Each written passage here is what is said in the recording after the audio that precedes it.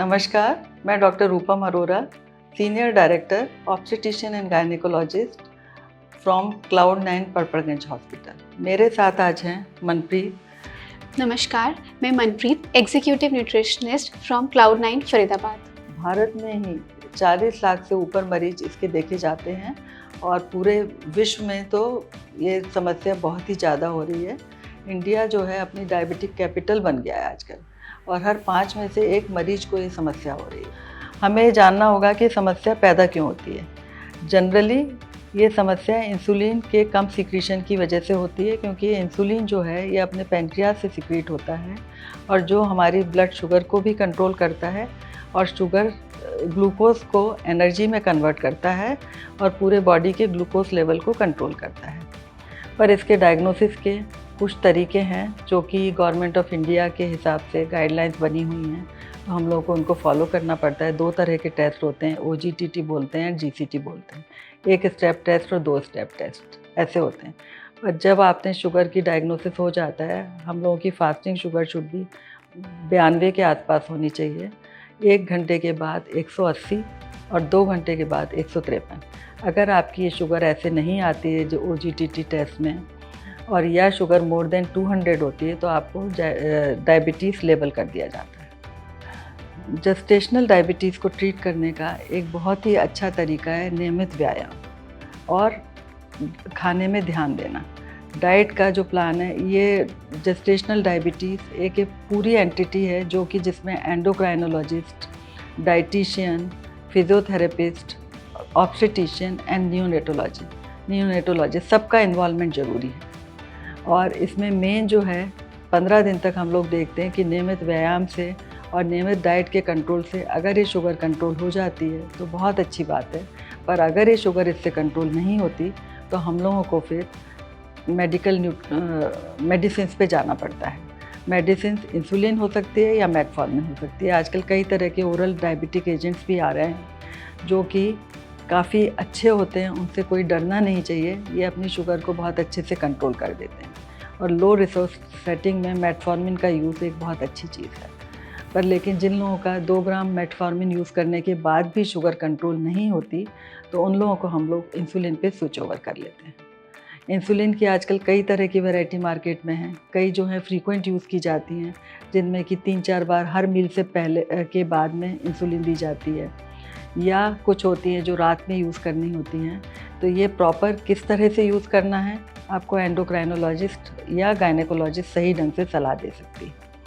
Gynaecologist आपको ये भी बताती है कि इंसुलिन को किस तरह से यूज़ करना है, किस साइट पे यूज़ करना है और कितनी क्वांटिटी में, और आपको वो एजुकेट कर देते हैं ग्लूकोमीटर से देखने के लिए कि आप किस तरह से अपनी शुगर कंट्रोल करें और परेशान ना हो। शुगर अगर कंट्रोल रहेगी तो कोई समस्या नहीं है। आप जैसे कि नॉर्मल प्रेग्नेंट पेशेंट बिहेव करती है, उसी तरह से आप बिहेवियर कर सकते हो। डिलीवरी जो है फिर 39 और 40 वीक्स तक भी जा सकती है अगर आपकी शुगर बहुत अच्छी सी वेल कंट्रोल्ड है। पर अगर शुगर कंट्रोल नहीं है, अगर आपकी डायबिटीज़ कंट्रोल नहीं है जेस्टेशन में, तो देन फिर आपको डिलीवरी भी जल्दी करनी पड़ती है और बहुत सारे कॉम्प्लिकेशंस भी हो जाते हैं। तो मैं ये कहना चाहूँगी कि हम लोगों को अभी से प्रिवेंशन करना है। Prevention is better than cure. तो बहुत ज़्यादा अपनी शुगर पे ध्यान देना है। और जिन लोगों को जेस्टेशनल डायबिटीज़ होती है, उनकी मॉनिटरिंग, उनका जो मॉनिटर करने का तरीका भी थोड़ा सा नॉर्मल पेशेंट से अलग होता है। उनको ज़्यादा डॉक्टर्स के पास ज़्यादा बार विज़िट करनी पड़ती है, उनको अल्ट्रासाउंड, डॉपलर्स कराते रहना पड़ता है, शुगर भी बार बार टेस्टिंग करनी पड़ती है। तो आप घबराएं ना, क्योंकि आजकल ये बहुत बड़ी समस्या है और इसको कंट्रोल करके रहेंगे तो हम लोग इस तरह से इस बीमारी पे विजय पा सकते हैं। तो इसलिए हम लोगों को व्यायाम करना बहुत ज़रूरी है। अपर बॉडी एक्सरसाइजेस करना चाहिए और आफ्टर एवरी मील्स 10 से 15 मिनट तक वॉक करना बहुत ज़रूरी है।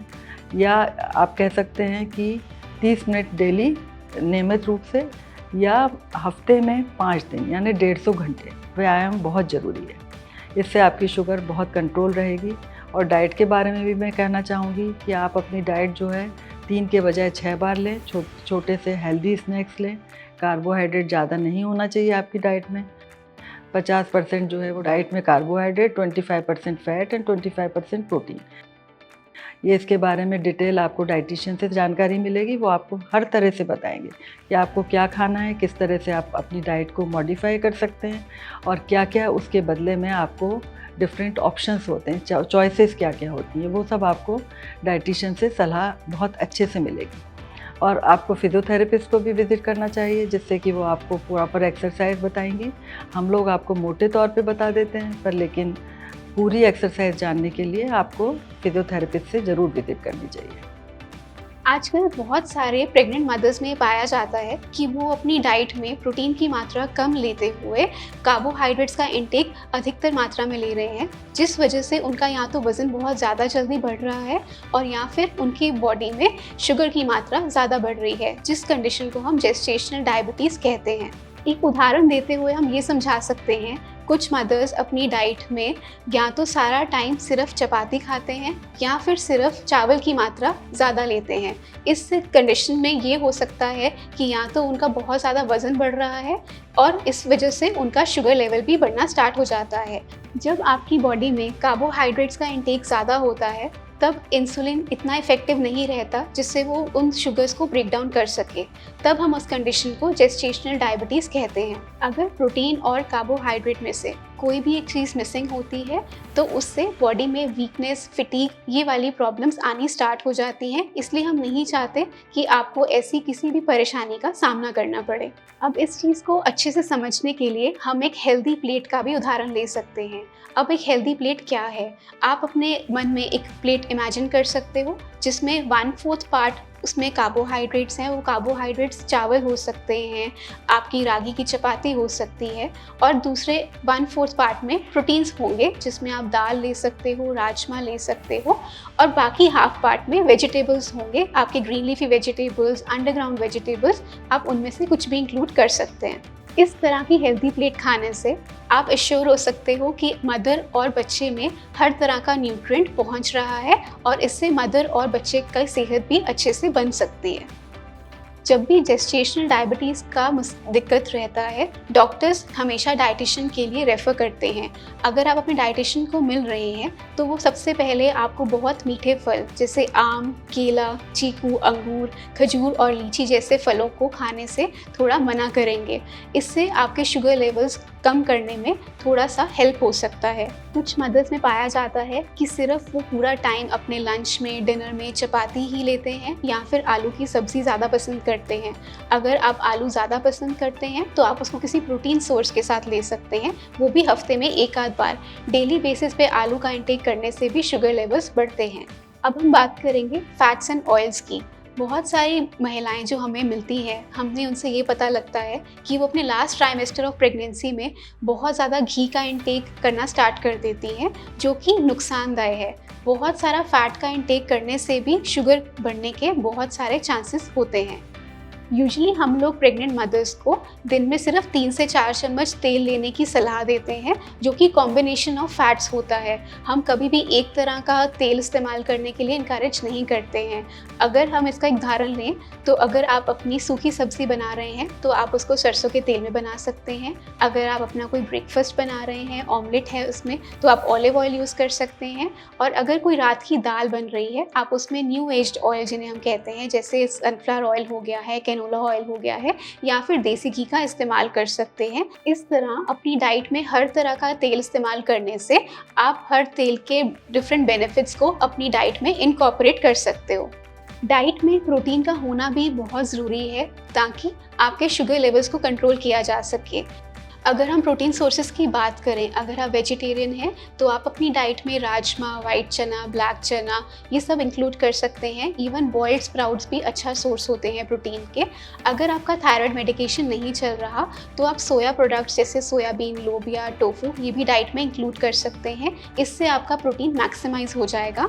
अगर आप नॉन वेजिटेरियन हैं और अगर एग भी खाते हैं तो आप चिकन है, फ़िश हो सकती है अपनी डाइट में, वो इंक्लूड कर दीजिए। और फिशेस भी स्मॉल बोनी फिशेस जिनमें मर्क्यूरी कंटेंट कम हो। जब भी आप किसी डाइटिशियन को अपने शुगर लेवल्स कंट्रोल करने के लिए मिलते हैं तो सबसे पहला प्रिंसिपल होता है कॉम्प्लेक्स कार्ब इंटेक को मैनेज करना, प्रोटीन इंटेक को बढ़ाना और फाइबर इंटेक को मैनेज करना, जिससे आपके ब्लड शुगर लेवल्स बहुत ही जल्दी रेंज में आ सकते हैं। जेस्टेशनल डायबिटीज़ कंट्रोल करने के लिए डाइट के अलावा फिज़िकल एक्टिविटी भी बहुत ज़रूरी है।